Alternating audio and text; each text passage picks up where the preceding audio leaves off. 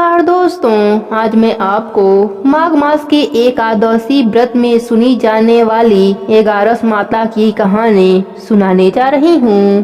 प्रेम से बोलिए एगारस माता की जय हो।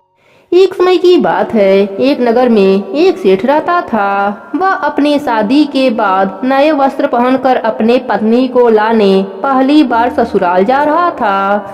रास्ते में उसने एक गाय को तालाब की ओर जाते देखा। वह गाय पानी पीने के लिए तालाब में उतर तो गई, लेकिन कीचड़ होने के वजह से वह तालाब से बाहर नहीं निकल पा रही थी। गाय ने उस आदमी को वहां से गुजरते देखा तो उसने उससे मदद के लिए कहा, लेकिन सेठ ने कहा, मैं नया वस्त्र पहना हूँ और मैं अपने ससुराल जा रहा हूँ। अगर मैं तुम्हारी मदद करूँगा तो मेरे कपड़े गंदे हो जाएंगे। गाय माता उदास हो गईं और वह कीचड़ में धंसती जा रही थीं। गाय ने उस सेठ को श्राप दे दिया कि अब से 8 पहर बाद तू गधा बन जाएगा।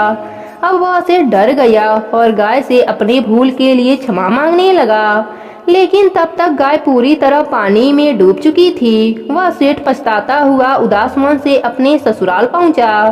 जाते ही उसने अपने पत्नी को ले जाने की रट लगा दी। सभी ने उसे बहुत आग्रह किया कि अभी तो तुम आए हो, कम से कम एक रात यहाँ रुक जाओ, लेकिन वह रुकने के लिए तैयार नहीं था। तब उसकी पत्नी ने कहा कि जब सभी लोग इतना कह रहे हैं तो आप एक दिन के लिए क्यों नहीं रुक जाते। तब उसने अपने पत्नी को गाय के श्राप वाली बात बताई। उसकी पत्नी उसी वक्त अपने मायके से विदा लेकर पति के साथ चल पड़ी। 8 पहर बाद वह आदमी गधा बन गया और पूरा दिन घर में पड़ा रहता। कुछ दिनों के बाद घर में खाने पीने के लाले पड़ गए। तब उसने अपने पत्नी से कहा कि मुझे लेकर बाहर मजदूरी करो। तब उसकी पत्नी उसे लेकर बाहर गई और नगर के राजा के यहाँ मजदूरी का काम करने लगी। उसे वहाँ बोझ उठाते देख लोगों ने कहा कि तुम्हारे पास तो गधा है, फिर तुम बोझ क्यों उठा रही हो। परंतु उसने कोई उत्तर नहीं दिया और अपना काम करती रही। दूर से यह सब राजा भी देख रहा था। उसने भी उसे वही कहा कि तुम्हारे पास गधा है, फिर तुम यह बोझ क्यों उठा रही हो। तब उसने राजा से कहा कि यह गधा नहीं है, यह मेरे पति हैं। उसने गाय के श्राप वाली पूरी बात राजा को बताई। राजा ने अपने नगर में विद्वानों और पंडितों को बुलाकर इसका उपाय पूछा। तब एक विद्वान ने बताया कि जिस किसी ने 101 एगारस का व्रत किया हो, वह अपने पुण्य का फल इसे दे दे तो यह अपने असली रूप में आ सकता है। यहाँ हम आपको एगारस का अर्थ स्पष्ट कर देते हैं। 11 एकादशी व्रत रखने पर 1 एगारस पूरा होता है और 22 एकादशी व्रत रखने पर 2 एगारस पूरा होता है। ऐसे ही जिसने 101 बार 11 एकादशी के व्रत किए हों, उसके पुण्य के फल से वह आदमी अपने असली रूप में आ जाएगा। राजा ने अपने पूरे नगर में घोषणा करा दी, लेकिन किसी ने भी पूरे 111 नहीं किए थे।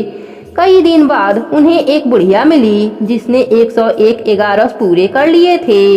राजा ने उस बुढ़िया को उसका फल देने को कहा, लेकिन वह बुढ़िया 100 एगारस का फल देने को तैयार हुई, क्योंकि 1 एगारस का फल वह खुद अपने लिए रखना चाहती थी, जिससे कि उसे मोक्ष की प्राप्ति हो और वैकुंठ धाम में वास मिले। इतना कहकर उसने अपने 100 एगारस का फल उस सेठ को दे दिया। तब वह गधा से मनुष्य रूप में आ गया, लेकिन 1 एगारस कम होने के वजह से गधे की पूंछ उसके शरीर से नहीं गई। एगारस की यह महिमा देखकर उन पति पत्नी ने एगारस का व्रत करने का निश्चय किया। पति और पत्नी दोनों एगारस का व्रत करने लगे।